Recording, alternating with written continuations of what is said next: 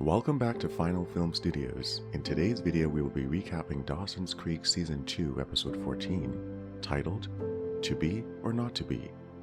Jack is showing Dawson and Pacey the model replica of Creekside he created, so that Dawson can film aerial footage of the fictional village for his new movie.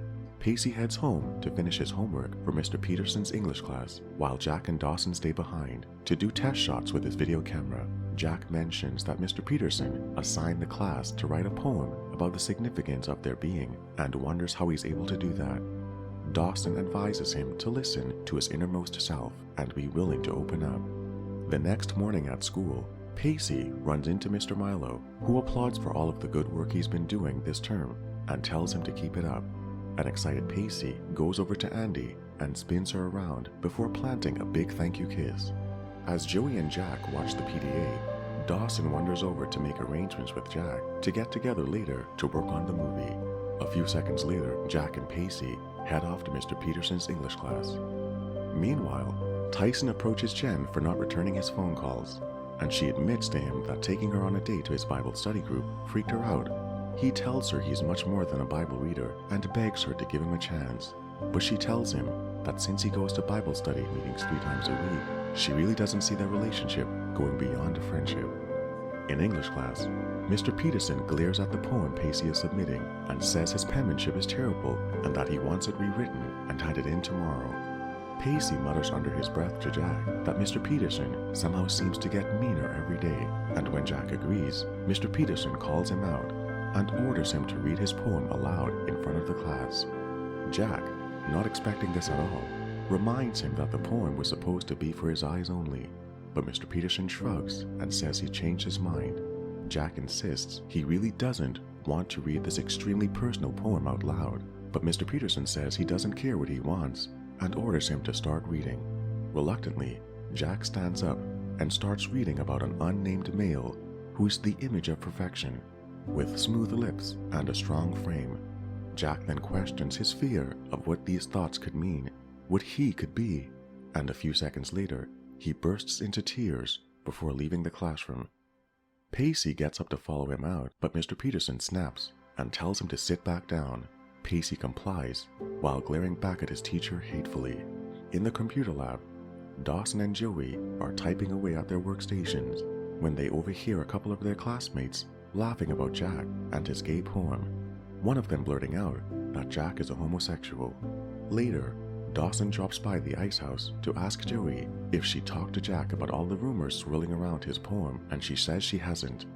She tells Dawson it's all a big joke, but he looks visibly concerned about her denial and what's very clear about who Jack could be. At the McPhee house, Andy tells Pacey she's choosing to believe that Jack's poem is being misinterpreted by everyone, and that he's always been kind of different. Pacey argues that something much deeper is going on with him and urges Andy to try to get Jack to open up about his sexuality, but Andy insists that Jack can't be gay because he's crazy about Joey. Pacey asks her how she'd feel if Jack were to come out, and she says she'd be disappointed. Tyson phones Jen to ask her on a non-Bible study date, and she responds by hanging up on him. He becomes very persistent by calling her back twice and eventually succeeds in getting a date with her. Back at the ice house, Bessie urges Joey to talk to Jack, who is noticeably more quiet than usual. After she heads off, Joey wanders over to Jack, playing along that everything's okay, but Jack, visibly annoyed, tells her to come out and ask exactly what's on her mind.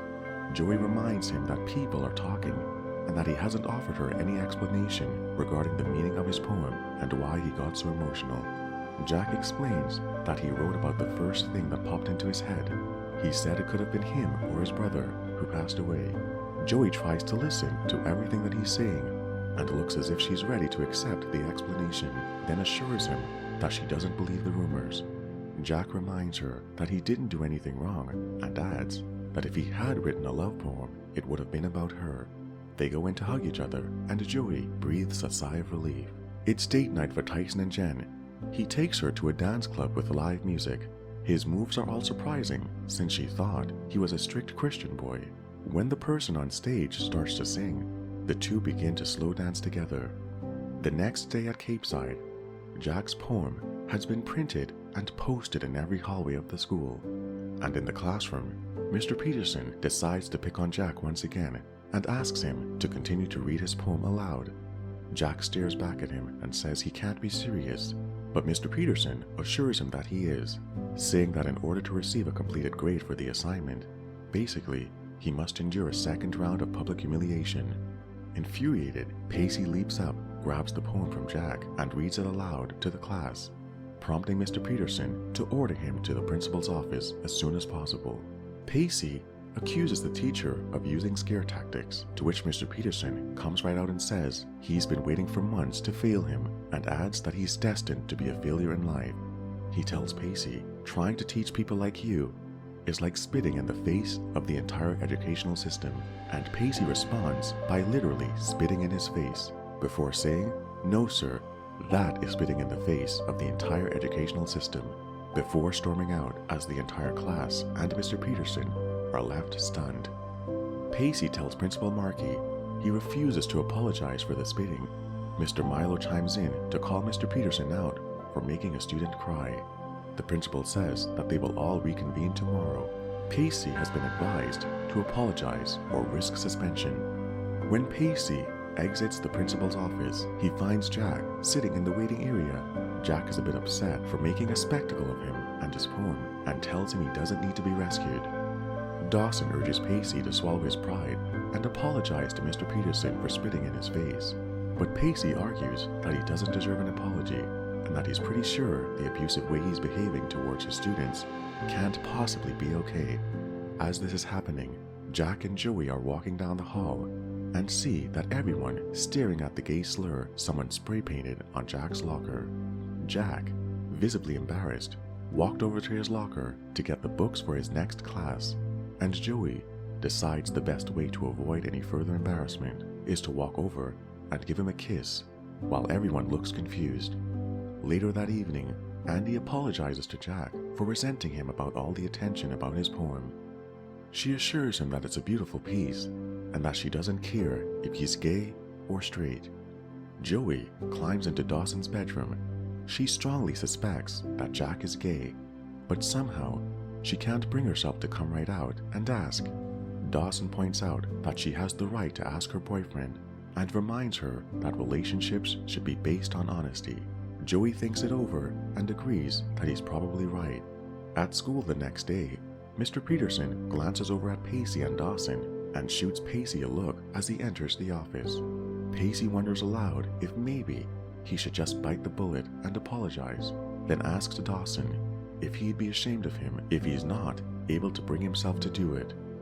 Principal Markey asks Pacey what he has to say for himself, and he admits that while he's ashamed of having spit in Mr. Peterson's face, it can't be denied that what the teacher did was wrong. He says that the students in his class are afraid to speak up and points out how pathetic it is that a teacher has been allowed to strip a vulnerable student of his dignity in front of an entire class without repercussions of any kind from the institution. That evening, Pacey is hanging by the dock when Andy wanders over and asks him how his meeting went with the principal. He tells her that he's been suspended from school for a week, then accuses her for her complete lack of support. Andy gets upset and says he can't expect her to agree with everything he does, and that there are better ways of dealing with things. Pacey says that he stepped up to defend Jack because Mr. Peterson is bullying him. She asks him if he wants to head off with her, but he mumbles not tonight, basically wanting to be alone. At the ice house, Joey comes right out and asks Jack if he's gay. He insists he's not and leans in for a kiss. A relieved Joey jokingly tells him, "No more poems." Jack agrees and hugs her, although he appears sad, realizing that he's not being completely honest about his sexuality. That's it for today's recap. Don't forget to hit the like button and share your comments below and your thoughts on Jack. Thank you for watching, and we will see you in the next video.